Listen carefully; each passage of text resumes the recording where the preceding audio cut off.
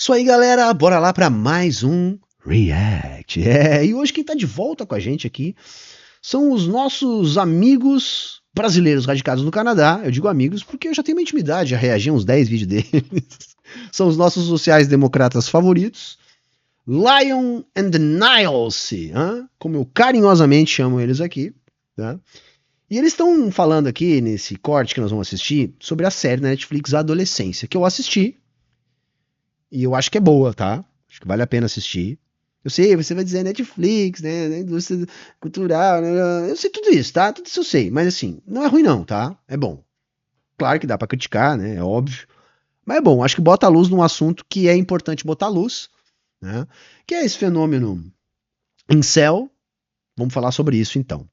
Vou tentar não dar spoiler, tá? Vou tentar não dar spoiler da série, caso você não tenha visto. Mas não me garanto.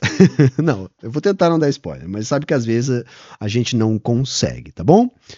E é isso. Sem mais enrolação, vamos ver o que eles estão dizendo aqui e vamos falar sobre adolescência da Netflix. Vamos falar da série Adolescência. Por que a adolescência da Netflix está sendo aclamada como uma coisa mais próxima da perfeição televisiva em décadas? Que é uma série que tem agora na Netflix. É uma dessas séries. Não, perfeição é exagero, tá? Não sei, é forte. É boa a série. Forte, perfeição, mas vamos ver. Limitadas que toca num tema muito sensível, né? Que é sobre a juventude hoje e tal. Só que ela tá sendo aclamada também, que além de trazer um debate muito importante para a sociedade, ela também é feita em termos técnicos, de um jeito muito impressionante. É uma série toda feita, cada episódio, em um take só. Isso aí. A câmera começou... Cara, é maluco isso aí, cara. Esse é maluco. Tipo, não tem cortes de cena, tá, gente? Olha, eu já disse que não ia dar spoiler, eu já tô dando spoiler.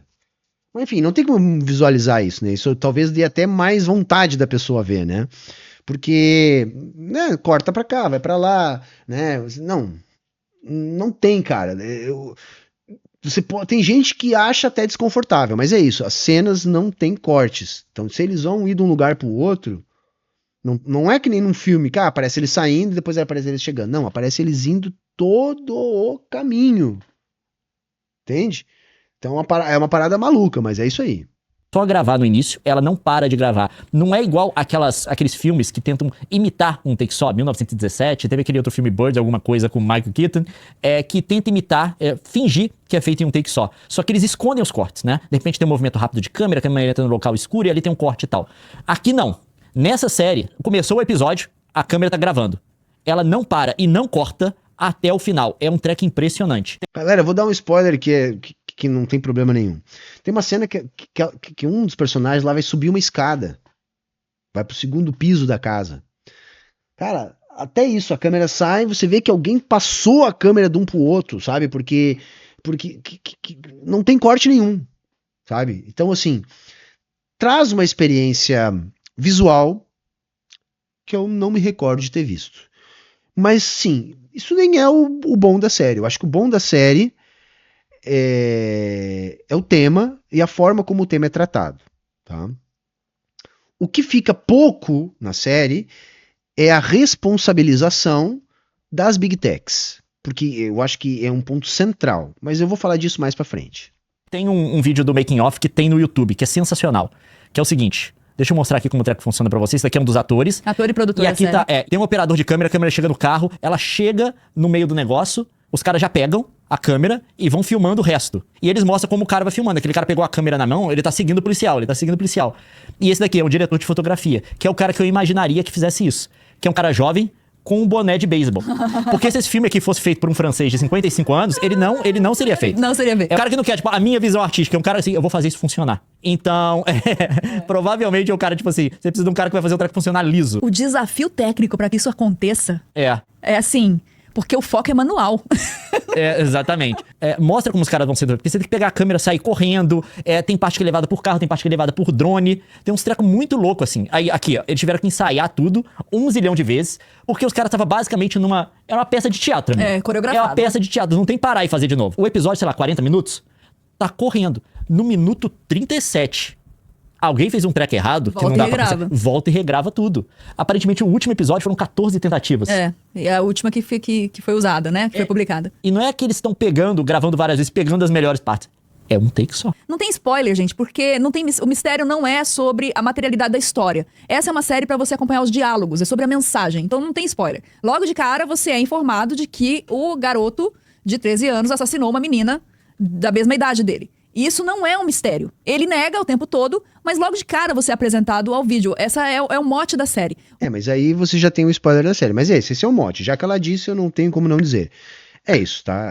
A ideia toda começa com um menino, 13 anos, que mata a facadas uma outra menina da escola.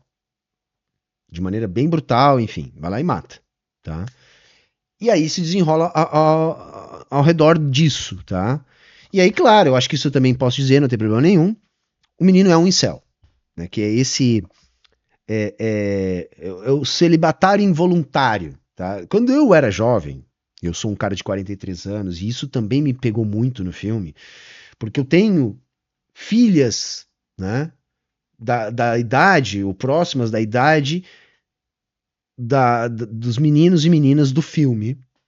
Eu sou professor, o filme se passa numa escola, eu sou professor de crianças dessa idade, então eu me identifiquei um pouco com isso. E muitas das coisas que eu vi ali, o filme fez eu refletir. Porque, por exemplo, tá? O incel hoje é o que na minha adolescência a gente chamava de cabaço, tá? Cabaço. Então... Mas não é bem a mesma coisa. Porque aquilo que nós chamava de cabaço, tá? Que, enfim, ninguém deve ser chamado assim, porque isso até é bullying, mas enfim, tá? Só tô querendo dizer que é uma coisa que já existe. E o incel também, ele emerge de uma das coisas que faz ele emergir é o bullying. Faz parte na formatação do incel, tá? Mas uma coisa que ficou muito evidente na série, eu não vou dar spoiler agora mais, né, de onde, quando e como, mas uma das coisas que um dos diálogos da série me remeteu é que a minha geração também passava por determinadas, entre aspas, provações que estão na base do que formata hoje esse fenômeno incel, que é a insegurança, que é a necessidade de validação pelo grupo, que é aquele momento da vida onde você recebe um chamado da natureza, que nem eu gosto de brincar, e aí você vai querer arrumar um namorado, uma namorada, então você vai ter que aprender a flertar, você vai ter que aprender enfim, a dar em cima das gurias, no caso dos guris, e vice-versa, enfim, pegar gente, que nem eu gosto de falar, né? Tá? Assim, de maneira bem ampla. Então, os problemas que reproduzem esse fenômeno incel em si não são problemas novos, entende? E tem um dos diálogos da série que para mim deixa bastante claro isso, é que os pais dos garotos ali da série têm mais ou menos a minha idade, né? E eles, nos seus diálogos, mostram uma coisa que era comum na minha época. Por exemplo, quando acontecia algum evento na escola, ou numa festa de 15 anos, ou numa festa qualquer que tivesse a turma da escola, já nessa fase, sabe, de pegação, de azaração, que é normal, né, do adolescente, o legal, o ridículo, estava circunscrito à turma que estava ali, entende? Ou seja, se eu pagasse um mico, tá? Seria um mico para alguns, queriam apontar o dedo, rir de mim, fazer bullying comigo, alguma coisa, mas teria também a minha turma, queria entender o porquê que eu fiz aquilo e não acharia tão ridículo assim, não, dado o contexto, vai lá e faz mesmo, a gente riu, tal, foi bacana. E a gente teria que lidar com a aprovação ou desaprovação daquele grupo. E ainda mais em adolescentes, onde as coisas são extremamente efêmeras, o mesmo cara que apontou o dedo pra ti, riu e te humilhou, no outro dia tu vai estar abraçado e tu vai estar apontando o dedo, rindo e humilhando. Hoje em dia, em função das redes sociais, essa dinâmica mudou. E isso aparece de maneira bastante boa no filme. Essa dinâmica mudou. Por quê? Porque o ridículo ou o legal não está mais circunscrito aos teus colegas de escola ou de turma, ou os teus amigos. Isso está jogado na internet para dezenas de milhares de pessoas. A internet trabalha em bolhas, onde coloca pessoas que têm possíveis afinidades dentro dos mesmos grupos que assistem às mesmas coisas, que são expostos às mesmas coisas. E aí uma atitude que pode ser interpretada como ridícula por determinado grupo, acaba recebendo um hate, né, para usar a linguagem da internet, de centenas, milhares de pessoas. E aí o constrangimento deixa de ser algo circunscrito ao seu grupo, que amanhã ou depois você vira a página, porque você vai estar diretamente conectado a quem te constrangeu. Na dinâmica da internet, não. Aquilo é jogado na internet e aquilo vai para muito além do teu grupo. E aquelas milhares de pessoas que vão te zoar, sequer te conhecem. Já estão presas em bolhas que retroalimentam esse ódio e a forma acaba se tornando muito mais odienta e o volume de crítica é incomparável. E aí você não consegue fazer o que antes na minha geração a gente fazia, que era virar a página. Porque essa zoação, a frustração, a decepção amorosa, eu acho que tudo isso faz parte, gente. É inclusive bom para a formatação de um ser humano sociável. Entende? Agora, essa dinâmica que as redes sociais criam para situações que sempre existiram, não é bom. Entende? Você destrói a mente de um jovem que está num momento muito frágil da vida. Que é esse momento de firmação, que é esse momento de se colocar na sociedade como um indivíduo que não é mais uma criança protegida pelos pais. Entende?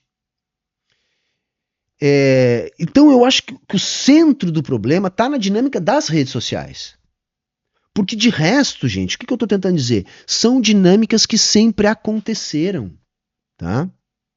São dinâmicas que sempre aconteceram. Tá? Eu estou falando filme, gente, é uma minissérie, eu assisti, são 4 episódios, tá? Eu assisti. Eu sei que não é um filme, tá? É só um modo de dizer, tá? Então o problema não está nas dinâmicas. Sabe, você tomar um fora de uma gatinha, no caso, né? Tô falando a partir da minha própria experiência. Você ser ridicularizado na sua turma por alguma coisa que aconteceu, isso é normal e eu diria que inclusive pode ser até bom em alguma medida, porque você tem que ter resistência à frustração. Então você tem que se frustrar para adquirir resistência à frustração, porque na vida você vai se frustrar. Vai se frustrar no emprego, vai se frustrar com amigos, vai se frustrar em relacionamentos. Enfim, a frustração faz parte do nosso dia a dia. Então a gente tem que aprender a ter resistência a essas frustrações. O problema é que a dinâmica da internet cria uma situação para o jovem onde é brutal você desenvolver essa resistência. E o jovem é inseguro, sabe? Eu, por exemplo, eu sempre fui muito magro. Então nunca tive um corpo atlético, nunca fui muito bonito, nunca fui herdeiro, então nunca tive dinheiro. Então, resumindo, eu era um moleque feio e pobre. Como é que eu ia conseguir arrumar namorada, gente? Tá entendendo? Eu provavelmente, não dá pra dizer isso, mas se eu tivesse 13 anos hoje, eu poderia ser uma vítima e me tornar um incel. Entende? Mas na época, qual foi a minha válvula de escape? Eu procurava ter amigas, além de amigos. E com isso, eu acabava entrando no universo feminino, me fazendo de amigo, tal, e lá pelas tantas eu conseguia arrumar a namorada, arrumar com quem ficar, sabe? Foi a estratégia que eu arrumei. Já que eu não posso ser o Shed do grupo, entende? Como é que eu vou fazer? Eu vou me adaptar. Eu tô falando da minha experiência, mas enfim, todo mundo acabava achando um jeito. Nem todo mundo, né? Mas enfim, a maioria acabava achando um jeito. Hoje, a imposição de padrões potencializada pelas redes sociais faz com que, ao invés do adolescente achar um jeito, ele culpe o mundo, o físico, as mulheres, sobretudo, né? Porque, na verdade, é isso, tá, gente? Por isso que eu digo que o incel é o Red Pill amanhã. Ah, Humberto, nada a ver. Nada a ver, não. Ambos conservam o mesmo ódio às mulheres, e esse ódio às mulheres que o Red Pill e o Incel têm é, na verdade, uma reação à sua frustração pela sua própria incompetência em se relacionar com as mulheres. Entende?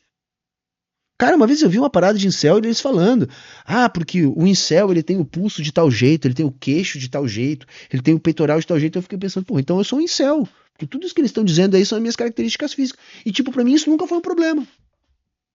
Entendeu? Outra coisa, é muito importante pro jovem ser popular, gente. Popular. Entendeu? Na escola. E parece que isso hoje ganhou uma outra dimensão, porque a popularidade ela extrapola os muros da escola. Na minha época também tinha as menininhas e os menininhos mais populares. Eu nunca tive entre estes. Mas tudo certo, a gente tinha que achar outras formas. Entendeu? Tu não vai ser o cara popular da escola, mas tu vai ser um cara da escola. Então vai dos amigos que você tem. Mas era um outro mundo, um mundo que não existia celular. Não existia celular. Então os nossos relacionamentos eram no tete a tete. Hoje em dia os relacionamentos são mediados por um celular, gente. Entende? Então, isso faltou um pouco na série, tá? Eu tô falando filme, mas na série, minissérie, então pra ser mais preciso. Embora apareça isso ali, né? Porque o filme também vai, no seu desenrolar, a série no seu desenrolar vai aparecer isso aí, mas faltou colocar o foco aí, porque o problema tá aí. O problema tá aí. E é uma parada muito difícil, porque você tem que regulamentar. Mas como regulamentar sem censurar? Tá? Mas vamos continuar, senão eu vou falar meia hora aqui, nós estamos só começando o react. O que é que vai te prender é entender o porquê que ele fez isso. Todo mundo quer entender por que um menino criado numa família bem estruturada acabou cometendo esse ato de violência. É esse o tchan do negócio. E você é conduzido. Todos os episódios são gravados assim. Aqui eles estão arrumando câmera, deu algum problema, tiveram que fazer de novo, aparentemente. E aí como funciona... E uma parada é assim, né, gente? Um moleque incel, fora da internet, ele não dá sintoma. Quer dizer, até dá, mas não daquilo na gravidade que na verdade é. Entendeu? O moleque incel tá no quarto. Que mal tem? Ele tá no quarto, na frente do computador. E aí, normalmente tem um perfil educado com a família, normalmente vai bem na escola, sabe? Não cria grandes problemas. Mas aí, do nada, ele pode pegar a arma do pai em casa, que é CAC, invadir uma escola e matar os colegas.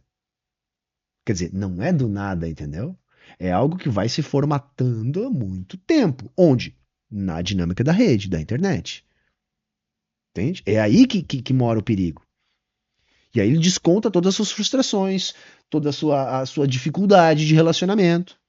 Entende? Por isso que eu digo, o incel e o Red Pill comungam disso. Eles odeiam as mulheres e esse ódio vem de uma frustração que está relacionada aos seus problemas, que eles projetam nas mulheres. Gente, tem perfil Red Pill que eu acompanho sem querer, porque enfim, o Twitter ele joga isso na nossa timeline. O perfil dos caras basicamente é só fazer postagem demonstrando como eles odeiam as mulheres. É basicamente só isso que eles fazem. O Red Pill, basicamente o que ele comenta é como eles odeiam mulheres. Entendeu? A mulher para eles é um mero objeto que você pode comprar. Se você tiver dinheiro, você tem. Se você tiver um pouquinho mais, você tem uma melhor. É isso. Entende? E todo o movimento conservador ainda corrobora essa visão, né? De uma mulher como subalterna, uma mulher como inferior, uma mulher como um objeto, entende? E reforça tudo isso. Ou seja, é uma maneira de maquiar suas frustrações, né? Colocando a culpa nas mulheres. Então eu vejo isso muito comum entre o incel e o Red Pill. Eles bebem nessa mesma fonte. Aquilo lá deve ter sido algum take que deu errado, esse aqui é o take que deu certo, aparentemente. Coloca a mesma câmera do carro, é uma câmera só pra tudo. E aqui vai a equipe, ó. Porque essa câmera aqui, ó, vocês estão vendo? É uma câmera da DJI, que é a mesma que usaram pra filmar aquele filme Guerra Civil. Não da Marvel, é o outro. Da A24. E ela tem um gimbal nela. A cabeça da câmera fica num gimbal. Por isso que você consegue estabilizar tudo.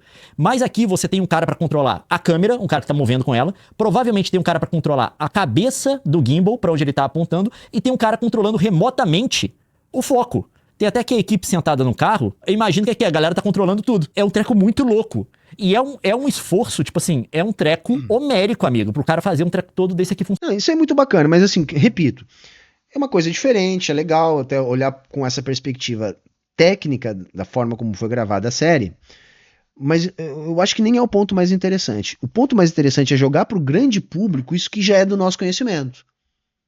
né? Que é algo muito perigoso, né? Porque é perigoso, gente. Tem gente literalmente morrendo por causa desse fenômeno incel. E eu senti falta na série de uma maior responsabilização das Big Techs. Quem de fato tem responsabilidade, gente? Não sei se vocês entenderam, mas o meu argumento é esse. A dinâmica de aprovação do grupo, de frustração, de dificuldade de relacionamento entre gêneros, né? Eu escutava piadinha, sabia? Eu escutava piadinha, eles me chamavam de o polenta. Sabe por que polenta, gente? Porque aqui no Rio Grande do Sul a polenta acompanha o galeto. Entenderam a relação? Tipo assim, ele não pega ninguém, ele só anda com as gurias. Entendeu? Mas tudo certo, foi a forma que eu encontrei, né, de...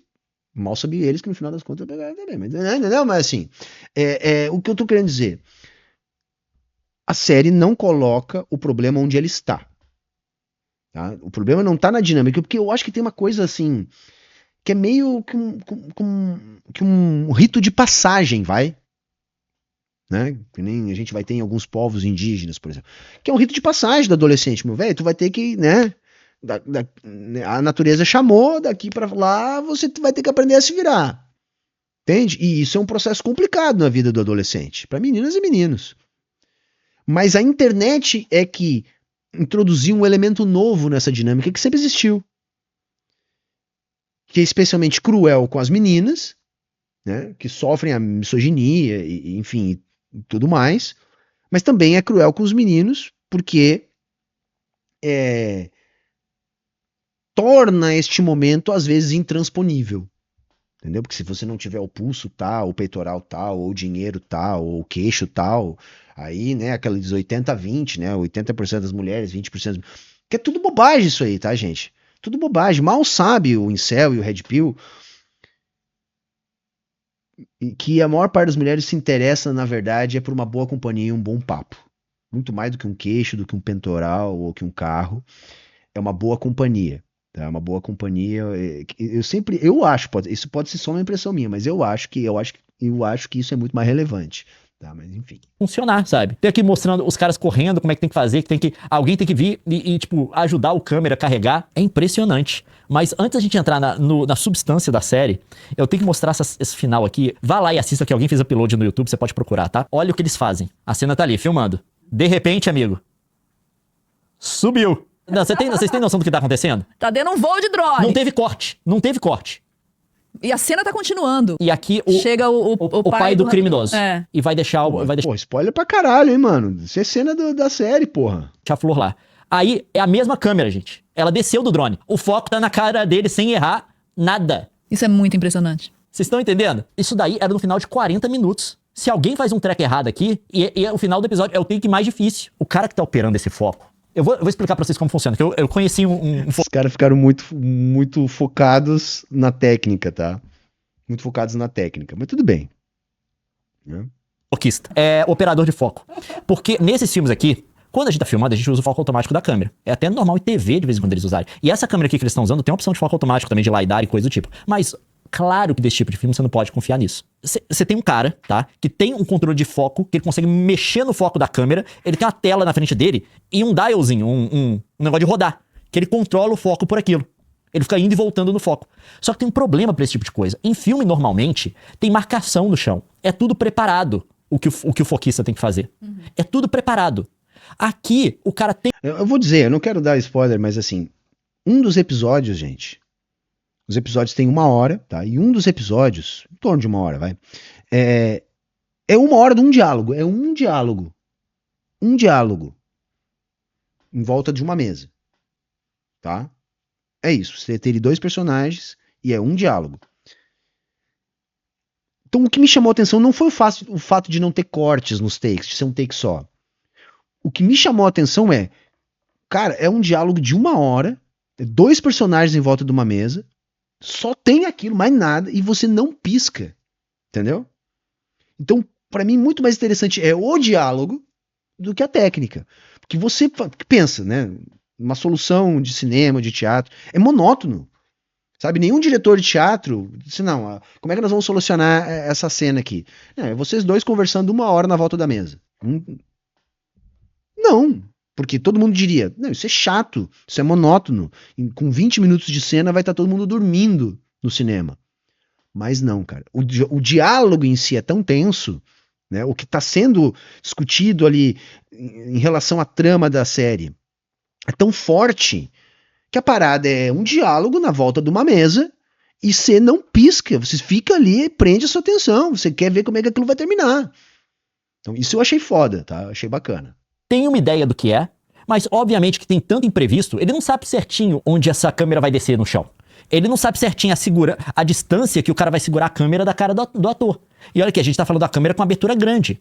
Manter esse plano de foco aqui, acertar com a câmera mexer desse jeito, é muito difícil.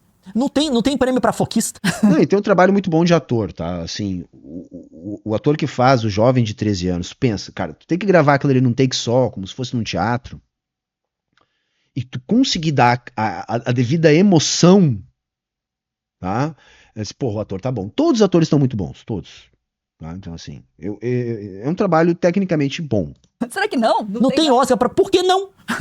Olha o que esse cara fez. Vão ter que criar agora. Porque... Não, eu conheci quando a gente bateu um papo com o foquista do... Eu vou chamar de operador de foco. Do filme do Shazam, quando a gente fez. Que a gente ficou lá muito tempo pra gravar uma cena de meio segundo que a gente aparece. É. Só que a gente ficou lá... Aí você fica muito tempo esperando em produção. A coisa que você mais faz é esperar. Porque tem que setar tudo. Tem que ensaiar, tem que coreografar. E a gente era figurante, eles não estavam nem aí pra nossa... E aí a gente ficou conversando com a galera da Figurante só produção. se for. Foi muito legal. Aí o cara de foco virou... alguém virou do lado do nosso grupo. O que você faz? Ele... Eu sou um palpitador profissional. Ele era simpático, o senhorzinho. Eu acho que o foco tá certo.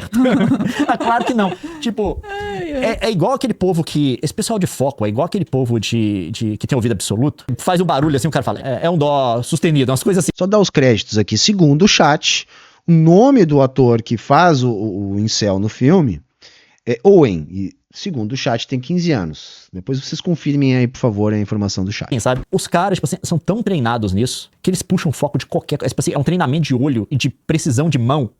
Sabe? Que os caras puxam o foco de qualquer coisa com perfeição. Eu fiquei... Só o drone aqui me impressionou, o operador de foco. O Leão ficou impressionado com o foquista. Tá bom, Leão. Mas vai lá, cara. Tem tanta coisa pra falar da série. Você vai focar só nisso aí? Não, né? Eu acho que você vai chegar na outra parte. Vamos ver. Foco. Arrasou mesmo. Olha aqui, tá na cara do cara o foco. A atuação dessa galera é surpreendente. O garoto, ele foi escolhido pra ser o protagonista. A cena o episódio 3, em que ele é confrontado com a psicóloga, era a primeira vez dele no set. Caramba. A primeira vez. É esse garoto aqui, ó. É o Owen Cooper, o nome dele. Owen Cooper. Ele Muito bom. merece Cara. todos os elogios Muito bom. Merece todos os elogios. que ele tá tendo, porque a atuação dele é de gente grande mesmo. A gente vai falar de alguns spoilers da série, só que você pode assistir sabendo tudo que vai acontecer, que o ponto não tem mistério. Não tem um plot, não tem uma surpresa. É basicamente a discussão, vamos colocar, social que a série tá levantando. Acho que tem vários tópicos ali. Primeiro, essa quebra que a gente tá vendo de instituições, no papel de instituições na educação das crianças, que a gente tá vendo uma quebra agora, que são a escola e a família, por conta da exposição que as crianças estão tendo na internet e a rede social. Elas acabam tendo uma linguagem própria, uma coisa própria que, embora elas tivessem antes, mas dessa vez é uma coisa que os adultos... Isso tudo se tinha, tá, gente? Linguagem própria, sabe? A gente inventava alfabeto próprio, para que quem não fosse do grupinho não conseguisse ler. Então você criava os símbolos, atribuía significados aos símbolos e escrevia com esses símbolos. Então o ponto não é esse, gente. Essas coisas sempre existiram.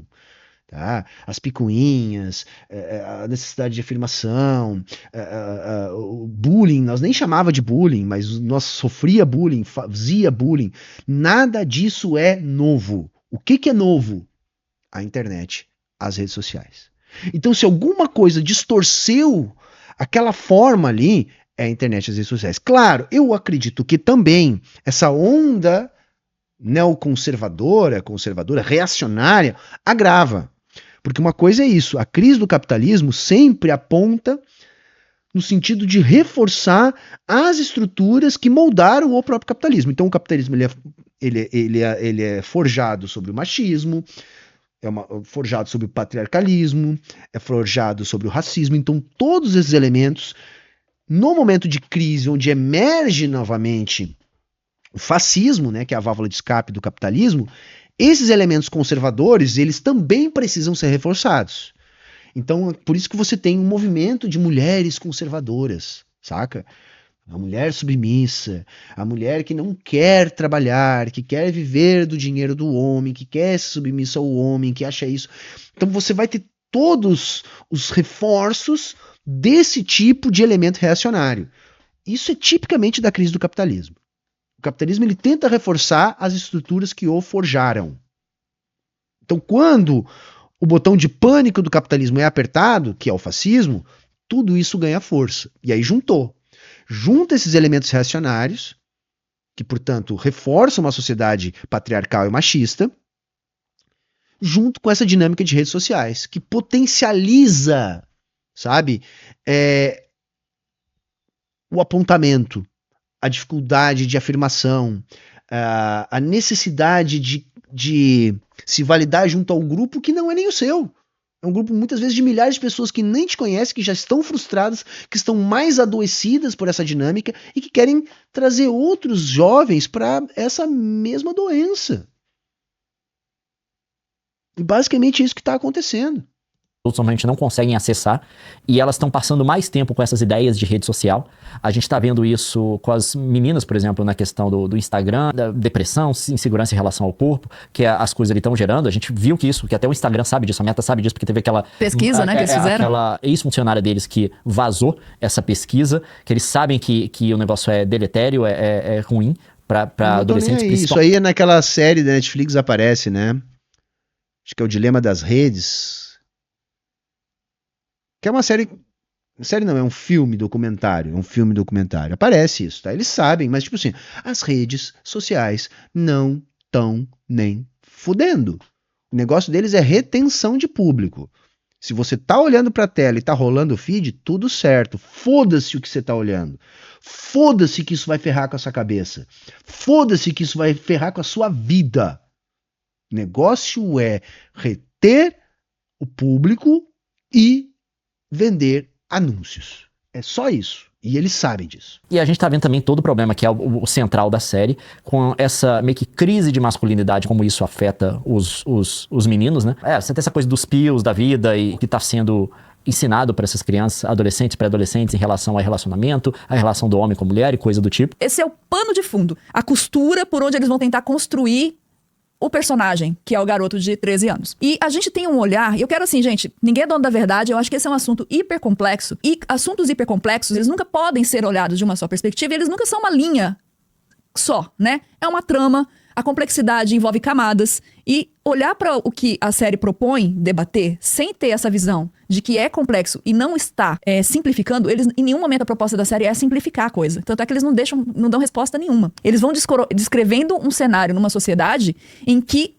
é possível ter um garoto que mata uma menina da escola dele, mesmo ele tendo um modelo de masculinidade dentro da casa dele, que é o oposto do que ele tá adotando pra vida. Porque o pai dele é um homem bom. Então, eu assisti a série, e é lógico que eu vou trazer a minha visão de mundo e as minhas experiências pessoais. E a gente vive na rede social. Eu não diria que o pai dele é um homem bom, mas é um homem humano.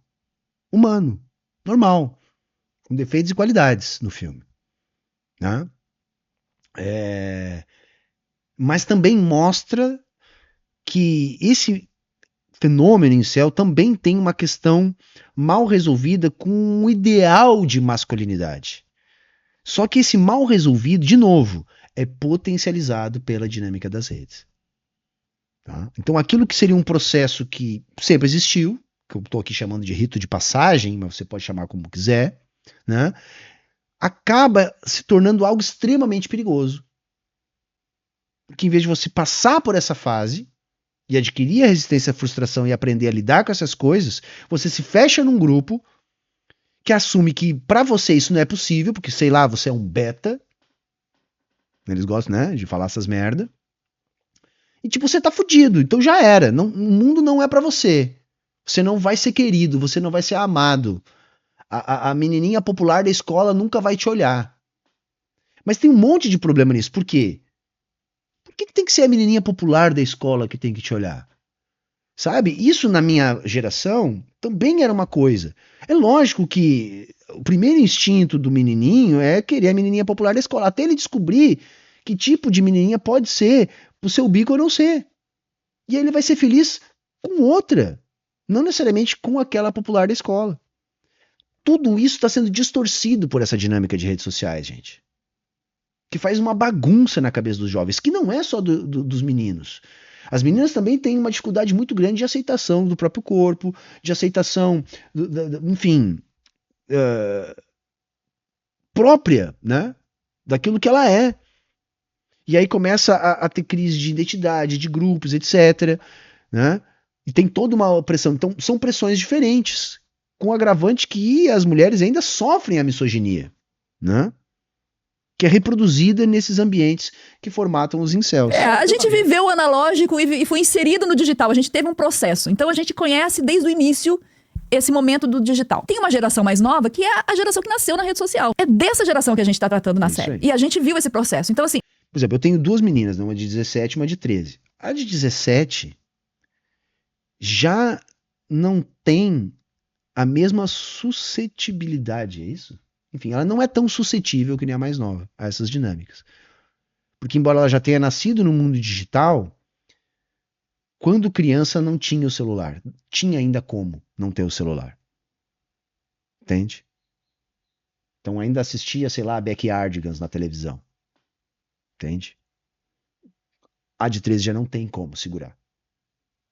Sabe? Seria uma tortura muito grande para ela e para nós conseguir criar uma rotina que, no meio do trabalho que a gente tem aqui, para conseguir não deixá-la usar o celular. Então já muda. De 13 para 17 já tem uma mudança. E o incel, em geral, é isso aí. 13, 14, 15, 16... 17 também, mas enfim, eu acho que é mais grave nessa turma de 13, 14 anos. Sim, o que eu trago é, comigo, uma bagagem de quem viu a radicalização florescer na internet por meio de redes sociais de uma forma artificial por conta de algoritmos. A série, ela vai conversar com pessoas que não viram isso acontecer, que não entenderam como isso aconteceu. E ela traz isso. Se você assistir, por exemplo, o episódio da escola, que são os policiais indo... Tem um policial, que ele faz a prisão do garoto no primeiro episódio. No segundo episódio, ele vai em busca do porquê. Por que esse menino fez isso? Por que ele matou essa menina? E ele vai em busca dos clichês. Ah, não, o pai, fica de olho no pai. Desde o primeiro episódio, fica de olho no pai. Porque geralmente meninos violentos são filhos de homens violentos. E essa agressividade você aprende em casa. E eles ficam de olho no pai e o pai não é nada disso. Eles chegam na escola e os professores estão completamente alheios de um universo que o policial vai descobrir que existe conversando. E eu me identifiquei com essa parte, porque na parte dos professores, gente, as pessoas acham que o professor tem um grande conhecimento, um grande controle, que é um doutrinador marxista. Quando que, na verdade, gente, o professor está numa luta para conseguir chegar no final da aula. Para evitar que os alunos se peguem no pau. Para evitar que aconteça uma tragédia ali dentro. Para conseguir dar a sua aula, ainda que mal e porcamente. Então, na verdade, os professores estão muito mais, sabe, focados nisso, que na verdade é a sua própria existência, sua própria sobrevivência. E a maior parte dos professores, eu posso dizer isso com experiência de um professor de 20 anos de sala de aula, não fazem ideia do universo dos jovens. Eu faço um pouco mais, porque além de ser professor, eu sou youtuber. Então eu entendo um pouquinho dessa dinâmica. E às vezes ainda não consigo, porque vocês perfeitamente entendem que tem uma questão etária aqui, que tem coisa que eu não consigo, sabe? Tem coisa que não entra, que não vai. Por quê? Porque eu sou de outra geração. Mas tem colegas meus da mesma geração que eu que conseguem entender menos ainda do que eu, porque não estão inseridos nessa dinâmica do YouTube, que bem ou mal eu estou aqui há 10 anos. Então, mas é isso que a Eunice falou. Para quem não é desse mundo, ajuda a explicar. E talvez nem seja o objetivo da série apontar o culpado, porque eu senti essa falta, né? De mostrar que o problema, a raiz do problema está nas redes sociais e na dinâmica que ali se reproduz. Isso não fica evidente na série. Mas eu não sei se essa era a proposta da série. Acho que a proposta era jogar para um público de 40, 50 anos que não tem capacidade nem oportunidade de entender isso, para que as pessoas entendam e percebam a gravidade, porque pode ser os filhos dessas pessoas. E amanhã ou depois um filho de uma pessoa dessas comete um crime, acaba com a própria vida por causa disso, e o pai e a mãe sequer têm a noção que isso pode ser um risco de acontecer. Então a série se presta a jogar luz nisso, e é bom, né? Talvez a gente precise jogar um pouco mais de luz sobre as Big Techs. Com o próprio filho que estuda na mesma escola. E é muito chocante quando você entra na sala de aula do protagonista, ele tá preso. Você entra na sala de aula, estão os meninos compartilhando o vídeo da colega que foi assassinada, consumindo aquele material ou falando desse material. ou querendo consumir esse material, né, ansioso para a liberação desse material, como se fosse um meme na internet. Isso está rolando na sala de aula. Os professores estão completamente...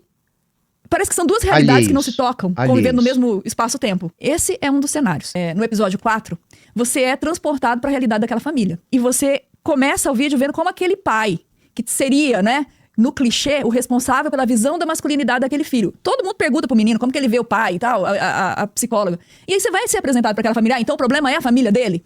O pai tá inserido na vida doméstica, é o dia de aniversário dele, é um sábado, domingo, não sei, um fim de semana. Eita spoiler. Ele tá cuidando do quintal, demonstra desejo por essa esposa, amor, afetividade pela essa esposa, trata essa esposa com todo respeito, carinho e amor. Você vê, é um relacionamento saudável de pai e... mas não é tão simples assim, tá? Eu vou discordar um pouco da Nilce. O pai não é tudo de bom, não. Eu não vou dar spoiler, mas tem várias problemáticas. Só que são problemáticas normais. Entendeu? Normais, assim, do pai, tá? E da mãe também. Coisas assim que mostram que a família aparentemente bem estruturada, né? Pai, mãe, filhinhos, nada demais, né? O pai não trai a mãe, não bate na mãe, não bate nos filhos. Mesmo naquilo que aparentemente é bem estruturado, tem várias problemáticas que estão ali inseridas, que são problemáticas associadas à geração dos pais. Então não quer dizer que o pai não tem problema nenhum. Eu acho que o filme até demonstra que sim, o pai tem lá os seus problemas também, e de alguma maneira influenciam sim o comportamento difícil, para dizer o mínimo, do filho. Então eu não vou dar mais spoiler, mais do que a Nilce já está dando aqui. A única coisa que eu diria é que eu não concordo é que o pai não tem problema nenhum, tá? Mas não tem os problemas clichê que a gente imagina que podem produzir esse comportamento numa criança. De fato, isso ele não tem. Mas mostra que, dentre outras coisas, né, eu acho que tem um pouco mais de complexidade ali. Aquela família que aparentemente é muito bem estruturada também carrega lá os seus problemas, tá? Se eu desse spoiler aqui, vou dar um pelo menos, vai. Tem um momento que o menino diz, não, mas o meu pai nunca me bateu, mas o meu pai fica muito irritado e quebra as coisas dentro de casa. Como é que uma criança de 10, 11 anos vê uma situação dessa? Isso também provoca problemas numa criança, tá? Então o pai não batia na mãe, não batia na criança. Mas quebrou lá toda a garagem, irritado com alguma coisa. Então, só para vocês entenderem que assim, não existe famíliazinha padrão comercial de margarina, entendeu? Todo mundo tem um calo para apertar. Isso também tá na série, eles não negligenciaram isso. Tá. Mãe, entra a menina é super carinhosa, tipo, e aí você se pergunta, de onde veio a visão de masculinidade desse garoto que é tão tóxica? Pra mim, o que ela propõe não é uma discussão machismo-feminismo, misoginia e feminismo.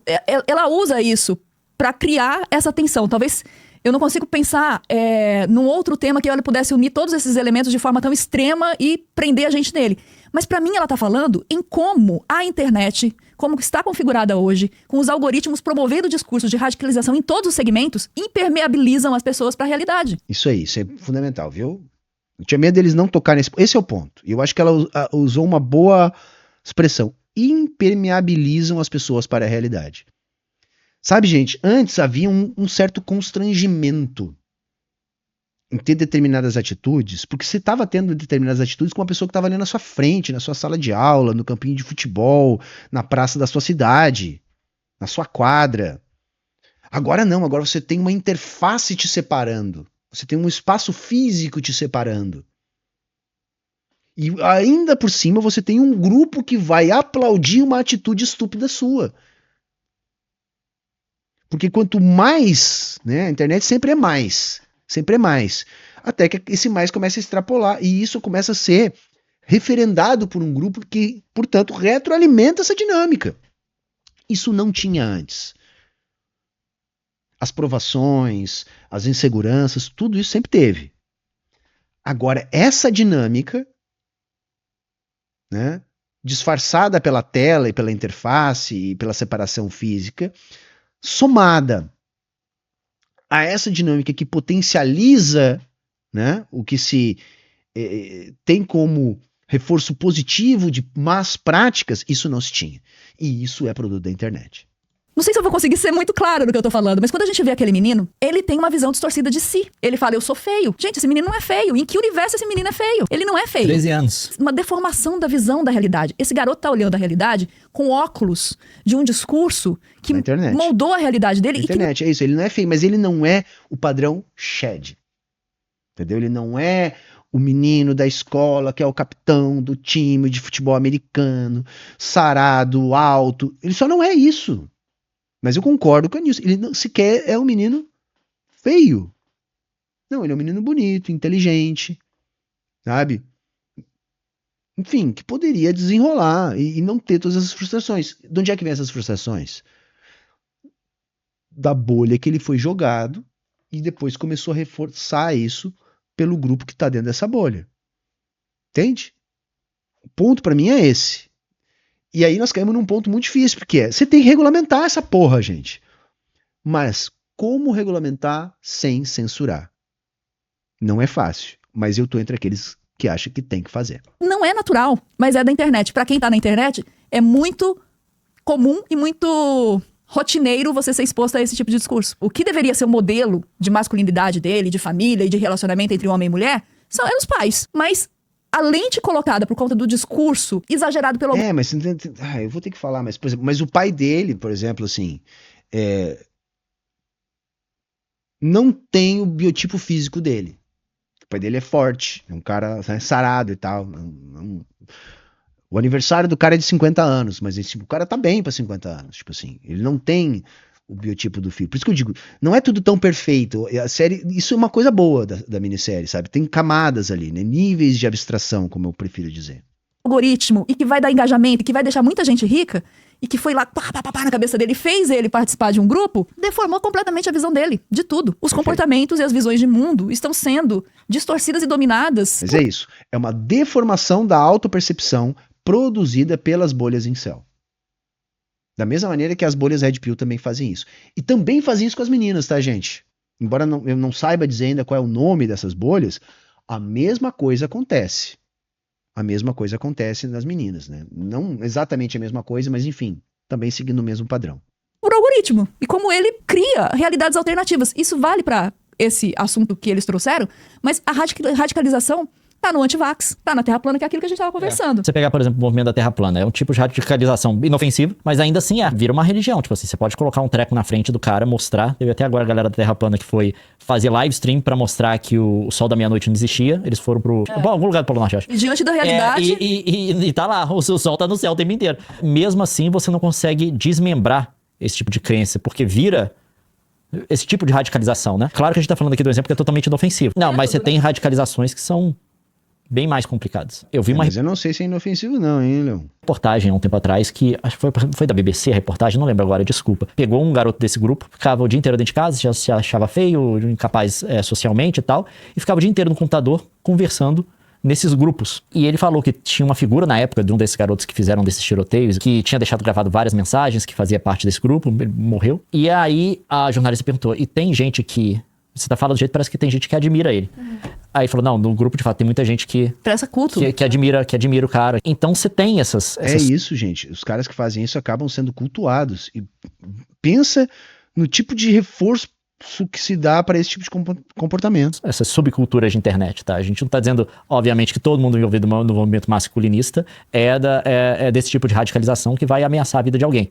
Mas, porque de fato não é. Senão a gente teria um problema social muito maior, porque o movimento é grande. Porém, a gente não pode deixar de reconhecer o fato de que tem certos subgrupos dentro desse grupo que de fato desenvolvem um tipo de mensagem que não é só tóxica, como acho que o grupo inteiro tem, mas também que é potencialmente ameaçadora desse nível. A série, ela não propõe o que a gente conversou, né? Ela não propõe uma resposta. Qual que é a solução? É a escola?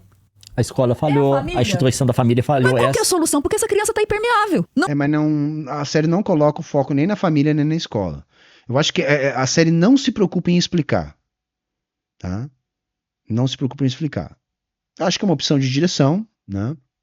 Acho que não tá na concepção da série explicar. A concepção é mostrar esse universo para quem sequer faz ideia que ele existe, tá?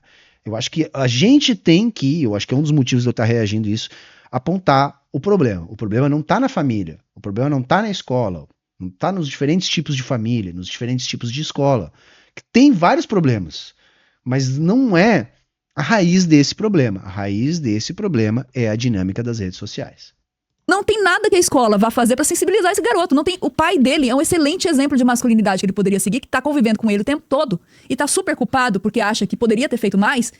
Mas a criança tá impermeável, é o exemplo do pai. É isso que eu tô falando, sabe? Qual que é a solução, então? Será que não é olhar para a fonte do problema? O uso do hate, do discurso de ódio, promovendo engajamento, insuflado por algoritmos, para o enriquecimento de alguns, para o uso político de alguns? É como se as estruturas que a gente tivesse tradicionais para poder endereçar esse tipo de coisa, elas estivessem falhando frente a uma estrutura de redes sociais, de uso da internet, de desenvolvimento de linguagem, de algoritmos que radicalizam essas crianças, que é uma coisa extremamente danosa, porque não é só o garoto, né? É todo um ambiente social. É feito numa estrutura que ela não simplesmente surge do chão como uma força da natureza. É uma estrutura construída para gerar dinheiro para alguém. É isso que pega, sabe? Não é uma coisa, não, estão assim mesmo. E não tem jeito de mudar. O episódio 4, pra mim, é maravilhoso, porque tem a mãe e o pai. A mãe fala, você não é o culpado. A gente fez tudo que a gente podia. A gente achou que ele tava seguro aqui dentro de casa. Mas ele não tava. De quem é a culpa? Ele não tem essa resposta. Por quê? A culpa é das redes sociais. A culpa é de uma galera que ganha muito dinheiro com isso. Isso, e que não... isso. Que as redes sociais são feitas para isso, né? Nós somos a mercadoria. Se nós vamos se matar, se nós vamos matar outras pessoas, se nós vamos enterrar com a nossa vida, com a vida de outras famílias, foda-se. O negócio é se você tá olhando pra tela e rolando o feed. É só isso que interessa. As redes sociais sabem de todos esses problemas, sabem dos males que estão causando e não estão nem fudendo. Porque o que tá por trás de tudo isso é a fodendo lógica do capital. Se tá reproduzindo o capital, se tá tornando meia dúzia de gente bilionária, foda-se. Vocês entendem, gente? Vocês entendem? Não é, Humberto, mas tudo é o capital. Mas é, galera. As redes sociais sabem que criam esses problemas e não estão nem fodendo. E não adianta achar que eles vão resolver esse problema. Eles vão sempre mentir que vão resolver esse problema. Porque o foco, o objetivo de tudo que eles fizerem na modificação dos algoritmos vai ser para aumentar a retenção da sua atenção. Foda-se todo o resto. Se gente triste, se gente depressiva compra mais, está mais suscetível à propaganda, então é melhor que as pessoas assim fiquem. Tá? É a porra do capital. Não tá vivendo drama. A galera que ganha o dinheiro tá para além da violência. Eles não são tocados por essa violência. Eles não são alvo dessa violência. E a gente não vai poder contar com eles para a solução. Você não vai catequizar o cara que ganha dinheiro influenciando jovens a odiar outras pessoas. Porque essa pessoa não vai... É muito fácil ganhar dinheiro. O conflito engaja, né? É por isso que os algoritmos, eles são tunados para isso. Eu vi muitos debates, eu tô assistindo tudo a respeito da série. E eu vejo as pessoas e os terapeutas falando, não, é preciso educar as crianças. Essa criança, ela tá impermeável à educação. O modelo de educação não vai funcionar. Então, assim, é preciso educar os nossos filhos. Esses pais educaram esse menino. É isso que eles estão mostrando, entendeu? É preciso fazer alguma coisa mirando quem tá ganhando dinheiro com isso, gente. Boa, porque a gente não... É isso. Só que, galera, na democracia burguesa não vai ter, tá? Não quero ser o portador da má notícia. Não vai ter. Sabe por que não vai ter? Porque quem manda nos políticos que poderiam mudar as leis para regulamentar isso são os fodendo capitalistas. Tá entendendo? Então, assim, não tem solução na democracia burguesa, gente. Não tem. Não tem. Por isso que é determinante a gente entender. O Estado é uma merda? É, mas vamos lembrar, o Estado é a organização da classe dominante.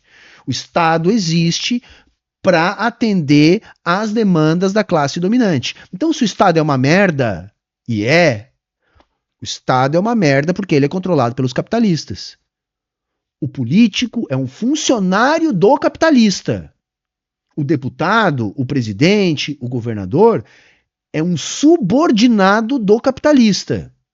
Tá? Então, se o capitalista quer ganhar dinheiro ferrando a vida das pessoas, o político não vai fazer nada. Nada. No máximo ele vai fingir. Da mesma maneira que o capitalista vai fingir que está fazendo alguma coisa. Para pegar bem para a opinião pública. Para não atrapalhar os seus negócios e a porra da reprodução do capital. Não tem condição de lidar com o poder da atração desse discurso. E da teoria conspiratória sendo martelada na cabeça de pessoas informação o tempo todo. É lícito, é justo. Você tem um bilionário ficando mais bilionário, assumindo poderes políticos, com base no poder de... Você tá perto, Nilce. Você tá perto. Você tá quente, você tá quente. Você tá perto, você tá perto. Daí é um passinho. Pra você entender que não tem solução na porra do capitalismo, é um passo. Você acabou de chegar nessa conclusão, Nilce. Você acabou de chegar nessa conclusão. Entendeu? O político não vai contra o capitalista, porque ele é um funcionário do capitalista e o capitalista não tá nem fudendo pra nada, a não ser pra reprodução do seu próprio capital. Você tá perto, camarada. Você tá perto, você tá perto. Vamos lá, hein? Vamos acreditar. Manipulação de rede social. Você acha isso justo? É isso que a gente quer? Não, a gente não acha justo. Aí que tá. A gente não acha. Só que a gente já entendeu que não é uma questão de justiça. Entendeu? Não é uma questão de justiça. É uma questão de lucro. Essa sociedade que a gente quer, essas são perguntas que a gente precisa fazer. O que eu acho que essa série vai trazer? Eu sei, turma, que eles só vão até aqui.